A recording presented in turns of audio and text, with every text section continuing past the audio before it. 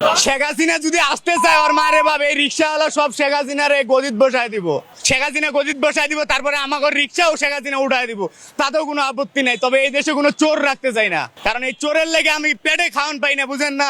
অগর পেট ভরাই দিয়ে আমার জীবন শেষ।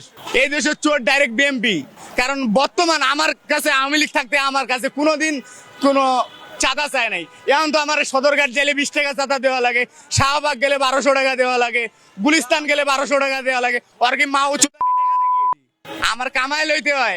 আমার সারাদিন ওরে আমি রিক্সা চালাইতে দিতাম, ওর জায়গায় আমি ট্রাফিকই করতাম। যে ওর মারে যদি দেখ টাকা কামাইতে কতটা কষ্ট, এরা তো পারতাছে না। শেখ হাসিনাই ভালো ছিল, যারে জেলে পড়ার দরকার ছিল জেলে পড়ছে, যারে বাইরে রাখার দরকার ছিল তারে বাইরে রাখছে। আমার হিসাবে শেখ হাসিনা বেটার ছিল, ভালো ছিল। ও ছাড়া এই দেশে কোনো রাজনীতিবিদ নাই যে ওর উপরে কোনো রাজনীতি করতে পারবো। শেখ হাসিনার উপরে কোনো রাজনীতিবিদ নাই, এ বাংলাদেশের ভিতরে নাই, আর জন্মও নেবো না। কারণ একটাই, ওই যে শেখের মেয়ে, বুঝলেন? সব নেতার চেয়ে আমার আওয়ামী লীগ মনে করেন যে সবসময় লেভেল উপরেই থাকবে। কারণ এই দেশে যা করছে ওদেরকে 100 বছর চ্যালেঞ্জ করলাম, 100 বছরে যদি পারে, বাদ দিলাম।